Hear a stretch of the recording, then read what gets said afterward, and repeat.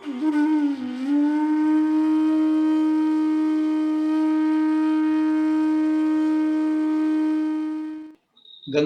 સાથે શ્રી યમુનાજીનું સંગમ આપ સર્વે જાણો જ છો એ પ્રમાણે ગંગાજીનું પ્રાકટ્ય ઠાકોરજીના ચરણારવિંદના, જેમ આપણે વાત કરી કે ગંગાજીનું પ્રાકટ્ય બ્રહ્મલોકમાં થયું છે.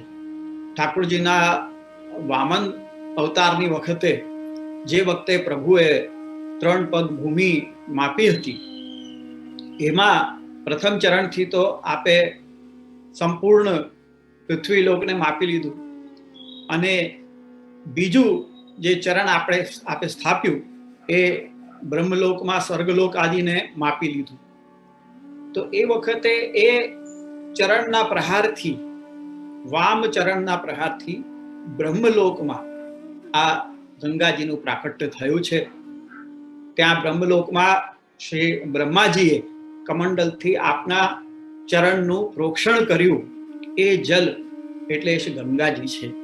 એ ત્રિભુવન ને પાવન કરનારું આપનું એ સ્વરૂપ છે ગંગાજીનું, કે જેને શિવજીએ પોતાના શ્રીમસ્તક પર ધારણ કરી અને ભગીરથના મનોરથ રૂપે એ ગંગાજી ભૂતલ પર પધાર્યા.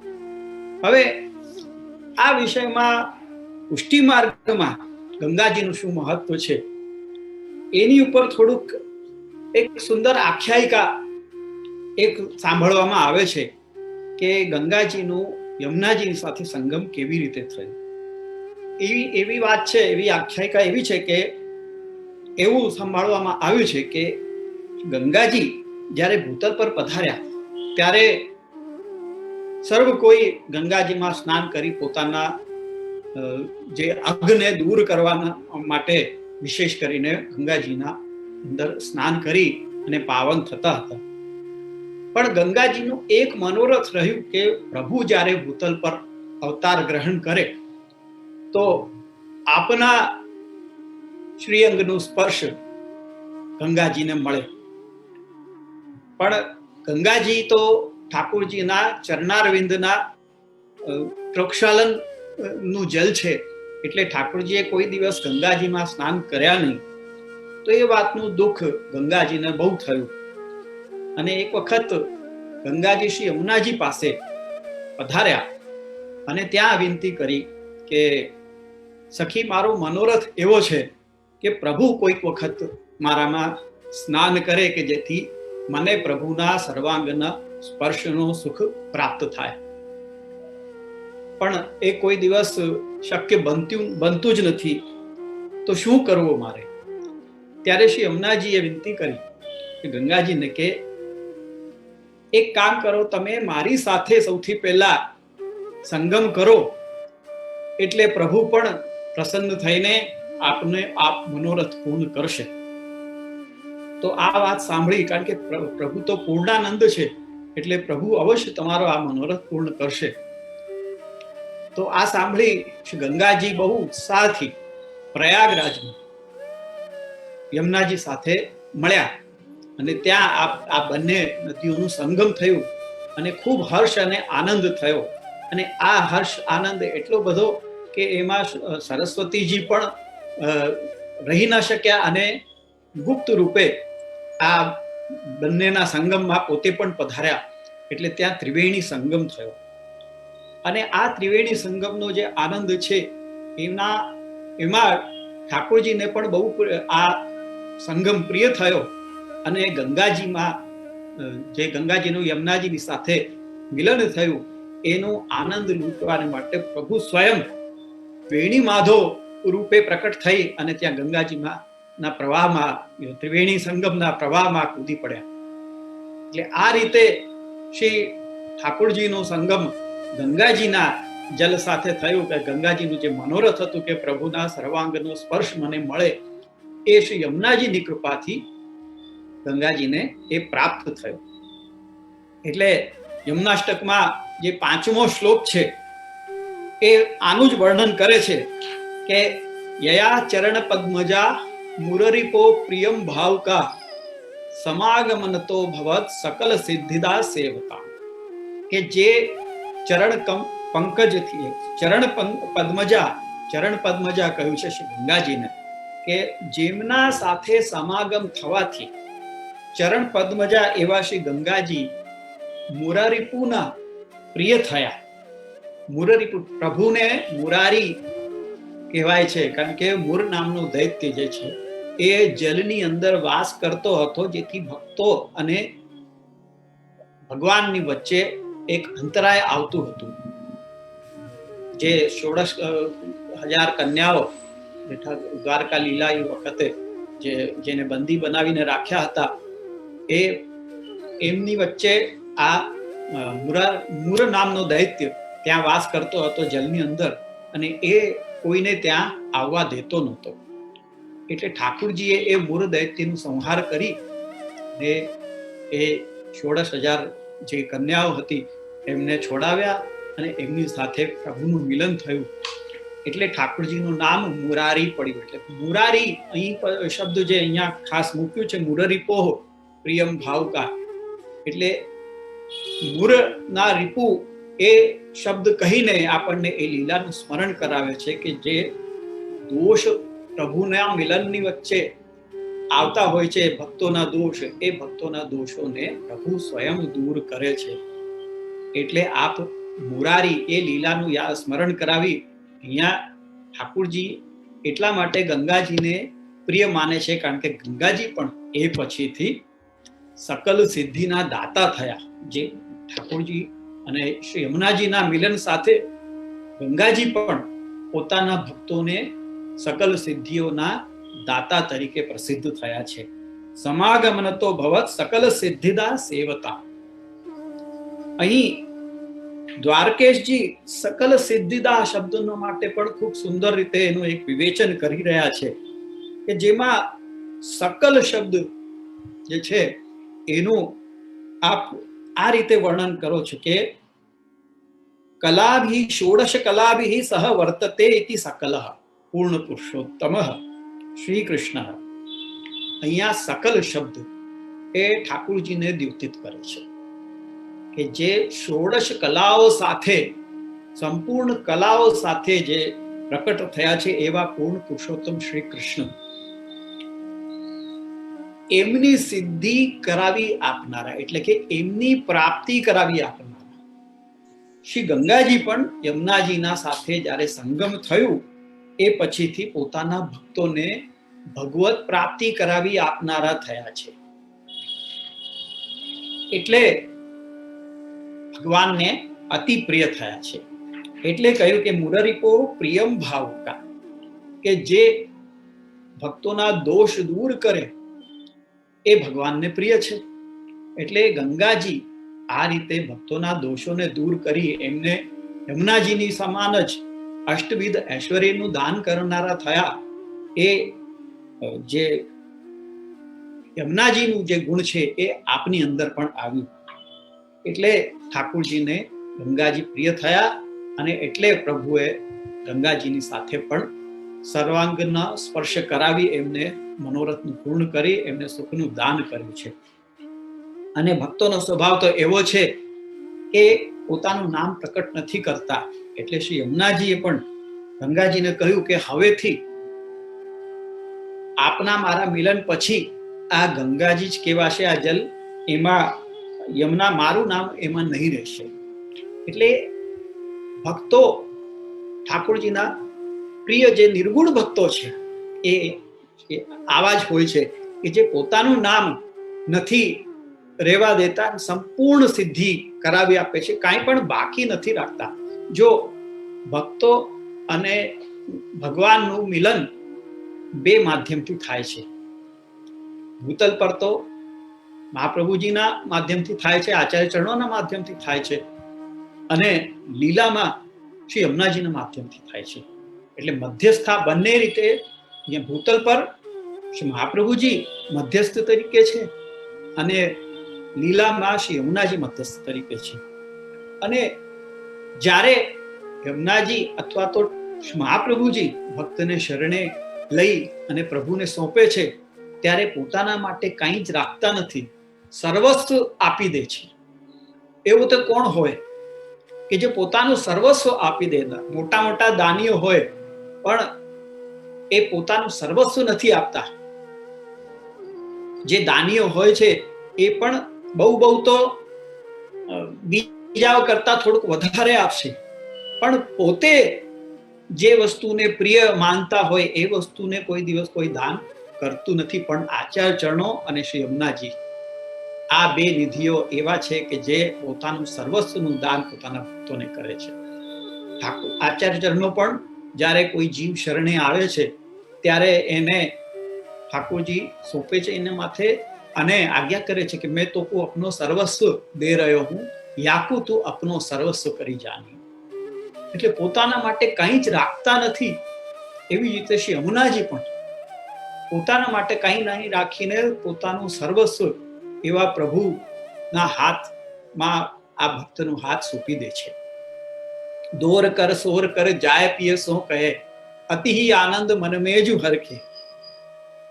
જે પેલું યમુનાજીના 41 પદમાં આવે છે, બ્રહ્મ સંબંધ જબ હોત યા જીવ કો તબ હી ઇનકી ભુજા વામ ફરકે. એટલે જ્યારે કોઈ ઠાકોરજીથી વિખૂટો પડેલો જીવ શરણે આવે છે ત્યારે શ્રી યમુનાજીની વામ ભુજા ફરકવા માંડે છે કે હવે કંઈક શુભ થઈ રહ્યું છે. કોઈ બહુ વર્ષોથી, હજારો વર્ષોથી વિખૂટો પડેલો જીવ પ્રભુની શરણે પાછો આવી રહ્યો છે. તો એ વાતનું શ્રી યમુનાજીને પણ અતિ આનંદ થાય છે અને તરત જઈને શ્રી ઠાકોરજી સમક્ષ વિનંતી કરે છે કે આપનો સેવક પ્રભુ આપની પાસે આવી રહ્યો છે. તો એ રીતે શ્રી યમુનાજી ની જેમ જ શ્રી ગંગાજી પણ આજના દિવસે એટલે કે આ 10મી જેઠ સુધી 10મીના દિવસે એ ગંગાજીનું યમુનાજીની સાથે સંગમ થયો માટે આપણે ગંગા દશમી તરીકે માનીએ છીએ.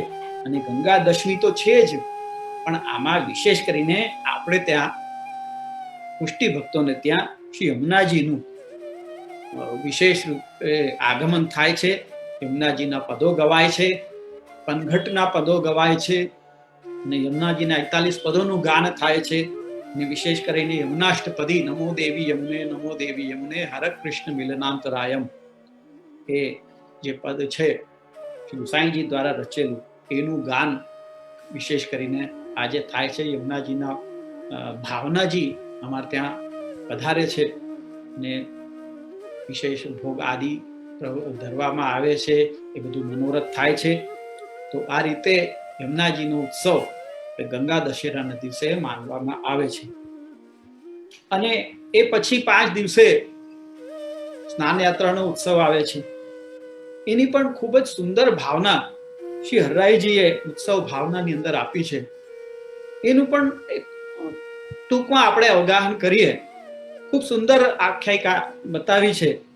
एक समय श्री ठाकुर जी श्री यमुना जी के संग बैठ के परम हास्य वार्ता करत हते, परस्पर गलबाही दिए थे.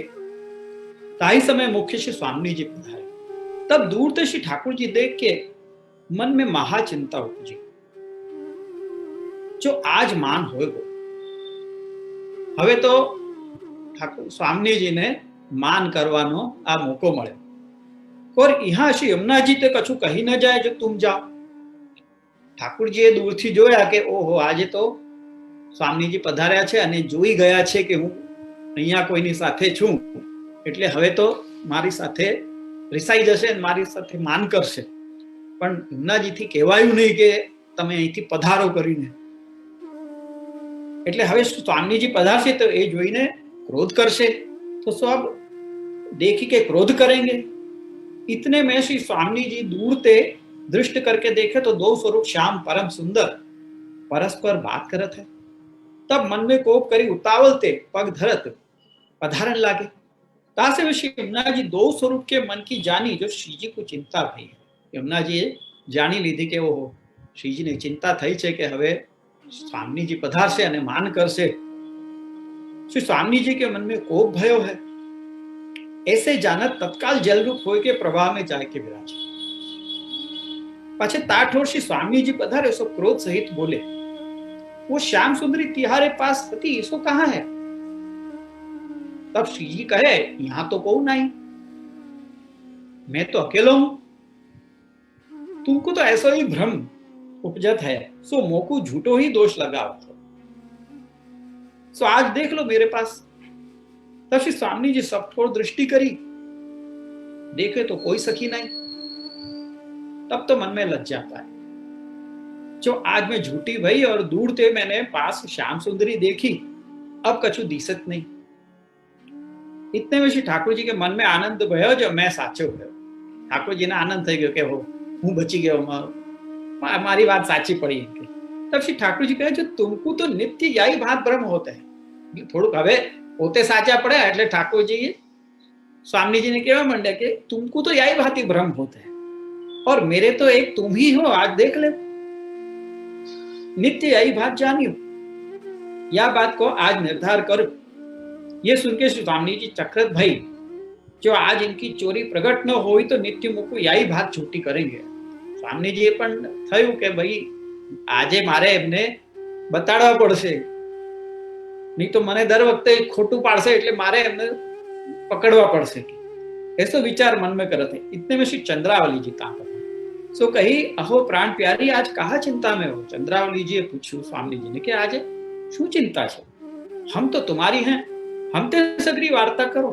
तब श्री स्वामी जी कहे, सुनो चंद्रावली जी, तुम तो सबन में श्रेष्ठ हो, बड़े हो, परम चतुर हो, सो भली भई पास में तुम हु आए, तो बहुत सारू थયું कि आप पधारे आइए। आज मैं दूर से देखी श्याम सुंदरी परम मनोहर, जिनको पास बैठे देखे, मेरो मन लुभानो सो इनते मिलिए।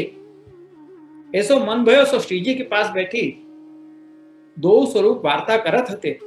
अब मैं निकट आई, तब न जाने देखत देखत में कहा भय, सो याते मैं दुखी हूं, आज मैं छूटी पड़ी कि मारा जोत जोता में तो क्या गायब થઈ ગયા, મને ખબર જ ના પડી, એટલે હું ખોટી પડી। ताते जो कोई आज मुझको साच करे तो जो मांगे सो देव। हवे मने तो कोई साची करे, मने साची बतावे तो जे मांगे हूं आपू एने। तब चंद्रावली जी कहे, जो मैं तुमको ये भेद बताऊं। इतनो सुनती स्वामी जी उनते मिले। तब श्री जी ने सेनन में चंद्रावली जी ते कही, जो ये तुमने कहा किया, इशारा में कहूं कि अरे चंद्रावली जी आ तमे शू कर्યું, હવે તો મારી આવી બનશે। तब श्री चंद्रावली जी सेन में कहे, जो तुम चिंता मत करो, एक नौतन लीला प्रकट करूंगी।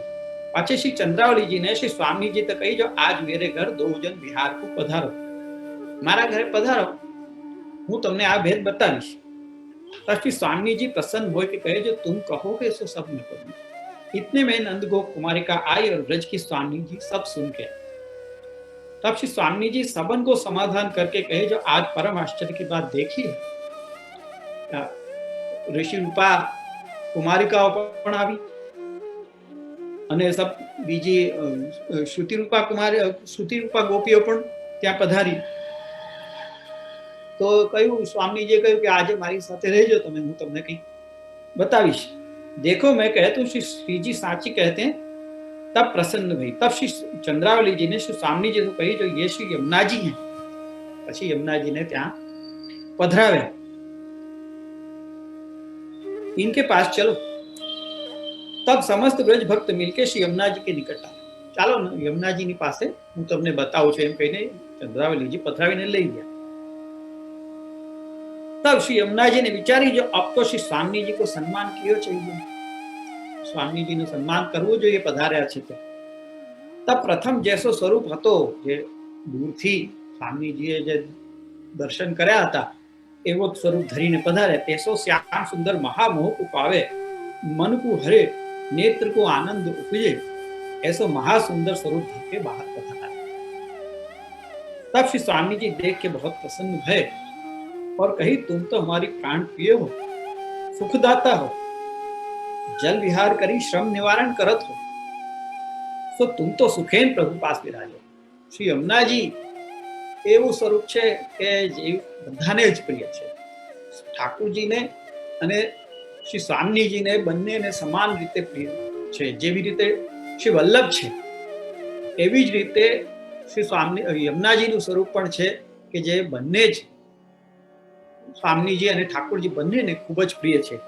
એટલે કીધું કે તમારાથી મને કોઈ જાતનું એ નથી, કે તમે તો પ્રેમથી બિરાજો, सो तुम तो सुखेन प्रभु पासे विराजो और मैं तो और कोई वृक्ष सुंदरी जान के कोप कियो हो। तास में श्री चंद्रावली जी कहे आज प्रभु सहित तुम मेरे घर पधारो। त्यारे चंद्रावली जी विनती करी कि आज प्रभु साथे तमे मारा घरे पधारो। तब श्री यमुना जी कहे मैं तो तुम्हारे कहे में हूं, इतनो सुनत ही समस्त श्री स्वामी जी मिलकर श्री यमुना जी से विनती करी। आज श्री चंद्रावली जी के परम भाग्य है, वो स्वरूप पधार के लीला करेंगे ताते हम सगरी तुम्हारी हैं, तुम ही को जानते। ताते ऐसे उपाय करो जो कोई प्रकार के हमको ये सुख प्राप्त हो। तुम सहित जुगल स्वरूप हमारे कुंज में पधारो। ऐसे बहुत दिनों को ताप होए रह्यो है।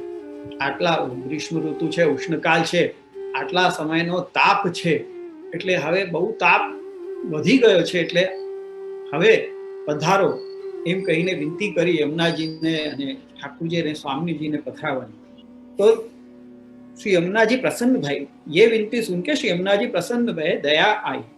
सो सबन ते कही जो तुम एक उपाय करो, उत्तम पात्र में मेरो जल पधराओ। एक उत्तम पात्र लई एमा मारू जल पधराओ, तामे मैं पधारूंगी, प्रभु भी पधारेंगे। प्रातः काल विहार होगो। ये प्रकार श्री महारानी जी के वचन सुन के सगरी स्वामी प्रसन्न हुए के अपने अपने घर गए।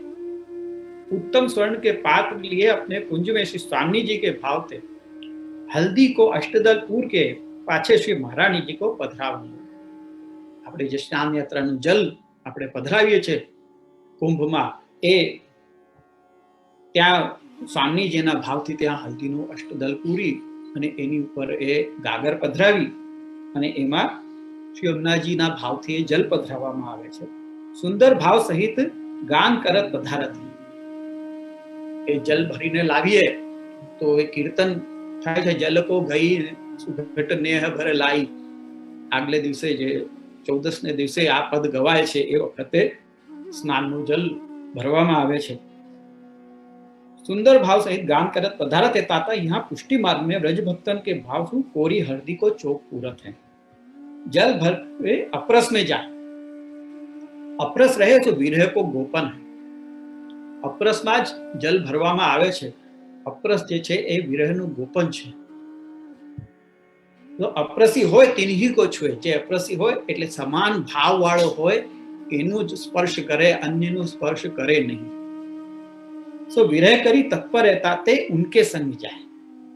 श्री महारानी जी को पधरावते पाछी चौक पर गगरा धरी तुलसी, चंदन, केसर, राय वेल के फूल यानी के मोगरा ना फूल आदि पुष्प पधरावत।